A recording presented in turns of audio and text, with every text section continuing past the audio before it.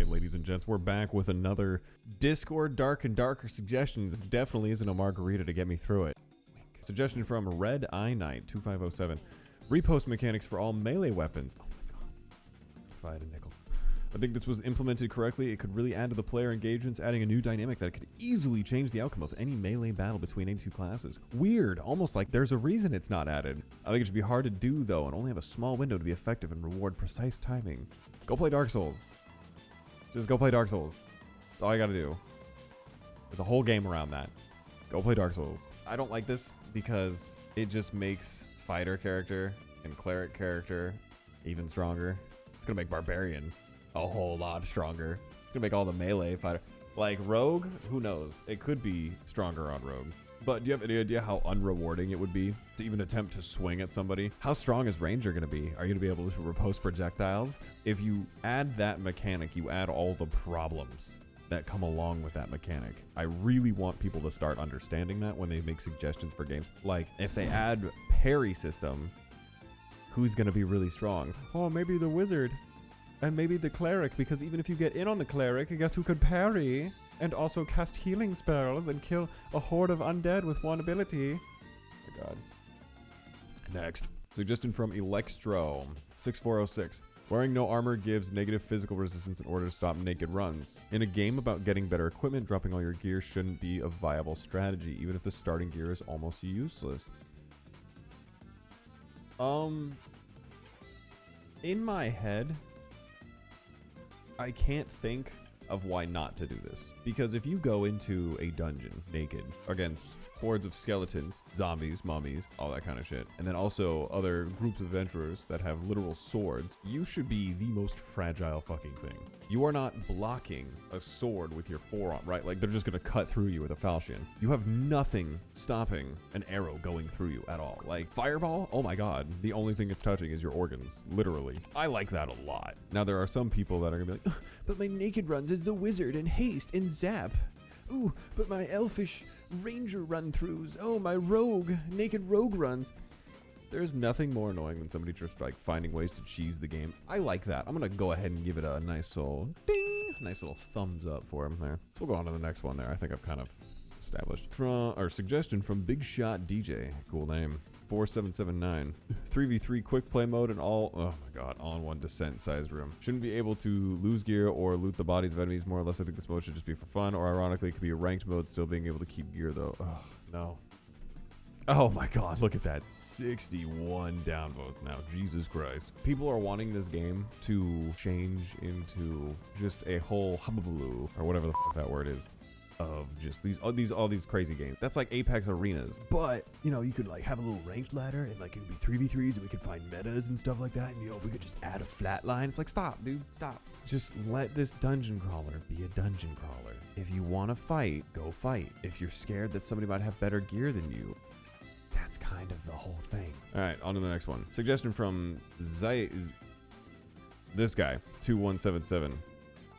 Haste/speed potion. An idea would be to add a speed or haste potion so that other characters can speed themselves up without having a wizard in the team. The potion could have the same effect as the wizard spell haste. I initially really like that, but 30 seconds into thinking about how this could be abused, when you add perks, look at League of Legends with Flash in their game. Very, very few champions out of 168 can run something other than Flash because it's so staple mechanic. If you added a haste/speed potion, what do you think would happen? Oh, has everybody got a haste potion in case we run into a team? Yeah? Okay, cool. Oh, this naked rogue is rocking everything but a haste potion and some daggers. Oh my god, it's like, okay, I can see the appeal, right? But there's no limitations to it. Like, think about the invisibility potion, right? You think to yourself, oh man, invisibility for everybody? Why is the rogue so much better? Because he can fucking move while he does it. Right? Now, when you also look at this, there is no other benefit. It's just you just have haste now.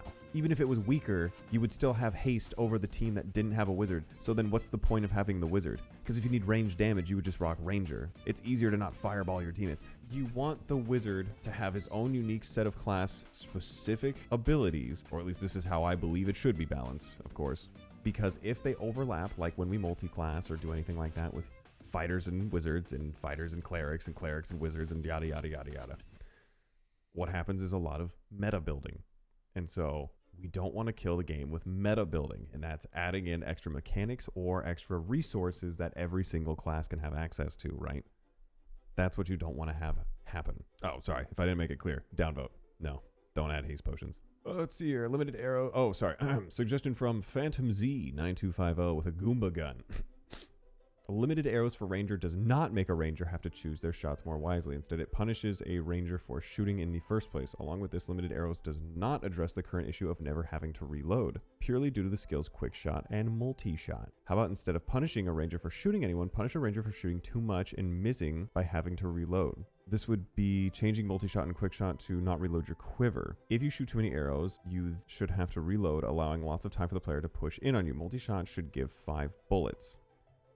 Arrows, enough for the actual skill, but not be cancelable to get those 5 arrows. Quick shot should be given 3 arrows, enough for the skill, but not be cancelable to get those 3 arrows for free. This forces a ranger to reload and punishes them for taking unneeded shots. Limit arrows does not. It punishes shooting someone in the first place. Okay, I can see what they're going for here. I can really see it. They want to make it so that way, imagine you're a fighter and you're going up against a ranger. You want to be able to see an opportunistic moment where you can get in on the ranger. You want there to be clarity within these fights. But due to these abilities, you could shoot 6 arrows and then immediately use triple shot, right? And if you do that, then you have another 6 arrows instantly. Like, let's just imagine a recurve bow, right? That's where this problem starts to arise, is because then as they start funneling down, then they just multi-shot. Because if you are getting closer, because you think that they're running out of arrows, they can then multi-shot. Seems pretty efficient.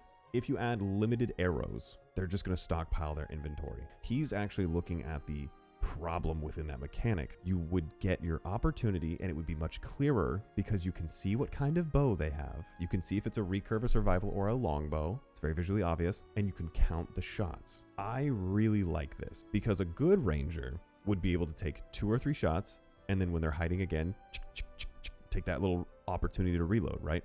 And then re-peek, because then the fighter doesn't know what's going on. If you're playing around your traps and you have moments to actually reload, or if you're fighting with a team and you realize that your team is going to be cutting in front of you, taking that time to reload, this presents an opportunity for a skill gap, and I'm very excited. I like that a lot more than just limiting the arrows, than just saying like, hey, you have to bring in arrows. You have to craft them. Craft different varieties. We, of course, have no idea how they're going to balance the game, but I would hope that they look at it with the in-depth purposefulness of what these changes could do. I would rather have them over buff and nerf and change these characters than just slightly tweak them in fear. And I'm really excited to work closer with this dev team. So I'm super excited. I'm going to go ahead and give this one a thumbs up because it's actually in depth. It takes an attempt at changing a mechanic to solve a perceived problem. Now, I personally don't think that Ranger is busted. We actually got a bunch of statistics from the last playtest. All right, so here is the statistics that we were given to about playtest number 4 from the developers themselves, Iron Mace. They put this out in the Discord in the developer notes. I, again, will put a link to their Discord in the description below if you would like to go check this out yourselves. So this is the class game stat number 1 chart that we can look at, and so you can see the game count by class and the total play count, all that kind of stuff with the maps. What we're looking at is the bottom graph here. This is a bar graph detailing the different play counts and the kill counts of each class throughout the entire playtest. Everybody keeps saying that Ranger is broken. I don't understand how. I personally never struggled against Ranger. That's just me. Even when I played Rogue, right? Because there's always a way to get in on them. There's a macro way to abuse what they want out of the game, just like with every other class. So when we look at Ranger with their 5.8 million, 64,096 games, we see that they only came out with 6.3 million kills, right? That's not a lot. That is almost a 1-to-1 ratio. Let's go ahead and look at Barbarian, right? The little middle graph there. 5.87 million games. Just a little skosh over Ranger, kind of like a comparable class. 8 million kills. 2 million more kills than play count. Now I'll put up the respective KDs right here. This one for Ranger, this one for Barbarian. Which one seems a little bit more heavy-handed, and so to speak? Now let's look at Fighter, right? They have 6.2 million games played and still 7.8 million kills over the entire playtest. So when we look at Ranger, we don't even have to see the difference, right? Fighters were heavily picked in solo caves as well, and so were barbarians, because they had the hatchets for distance, they had self-heal, they had extra move speed, they had one-shot mechanics, they had a shield, they could easily clear PvE. Now, the only character that I've seen that really makes this Ranger look super overpowered is Spud Hunter. He's an amazing streamer. Go check him out. He's a lot of fun to watch. Production values through the roof. Oh, fucking hell! Oh, Jesus Christ! Ah, fuck!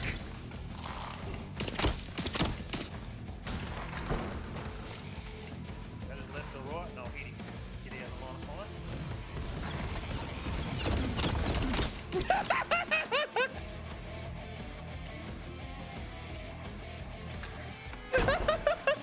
He was on Disco's gun. Steven, he's behind you. Steven, turn around.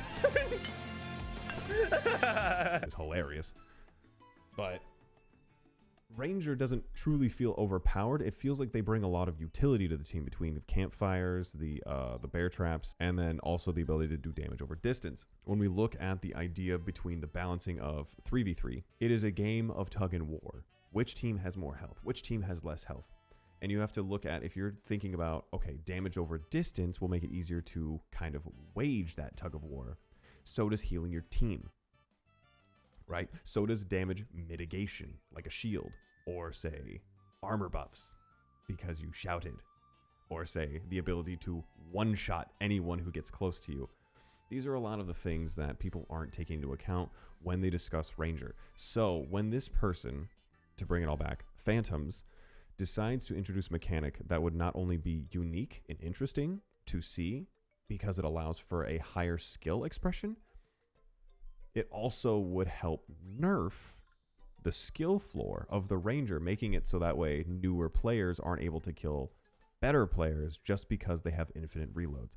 And that is why I'm going to give this one the D&D suggestion of the week. Congratulations, Phantoms. Congratulations. That was beautiful. You almost made it so I didn't need a margarita to get through this.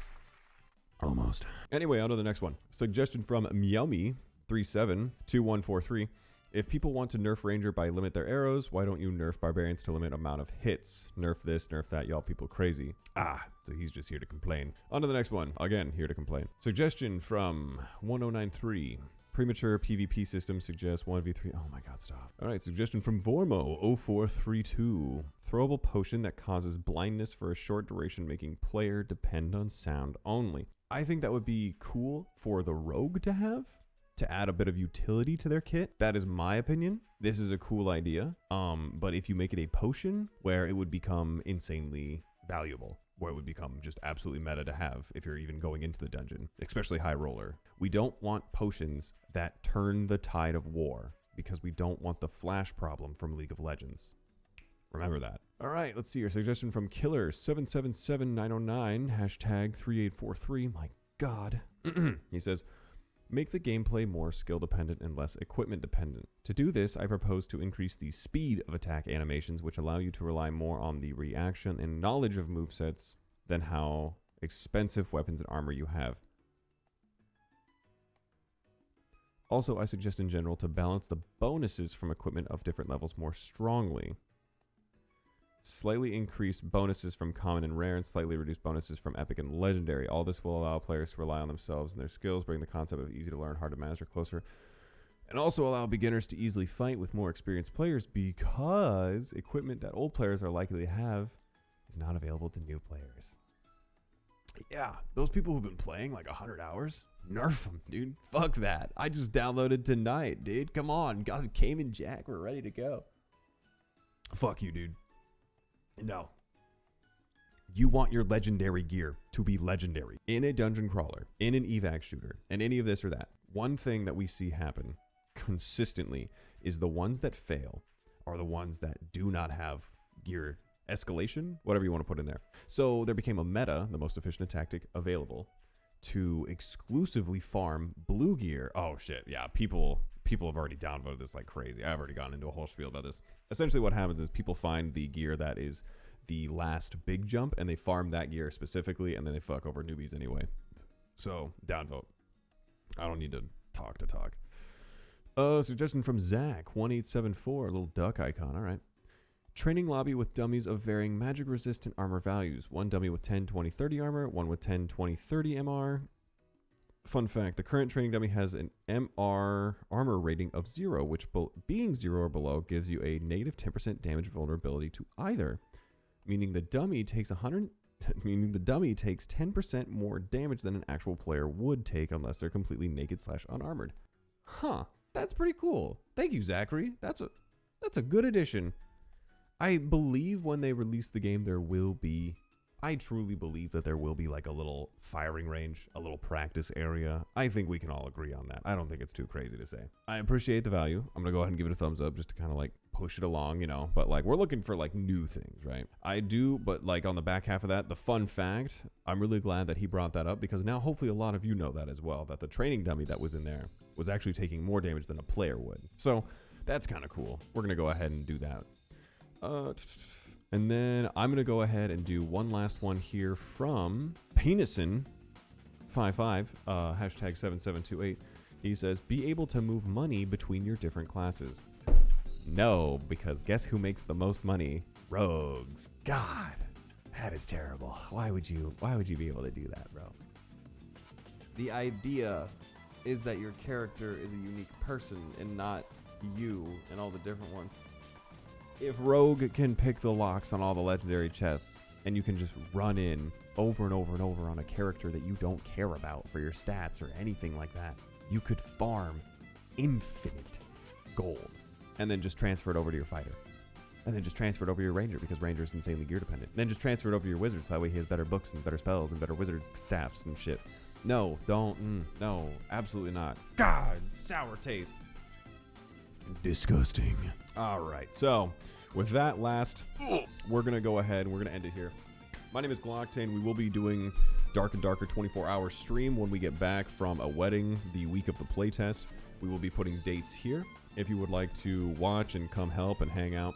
We did hit YouTube partners, so the amount of time that you just put into this video was fantastic. Thank you so much for watching all of it. Check out the rest of my YouTube videos. We have a couple other discussion pieces. We have our Twitch. We have all the VODs up there. We're going to be posting the gameplay VODs as well, so that way you have something to watch while you're waiting. And honestly, with that, we'll see you on the next one.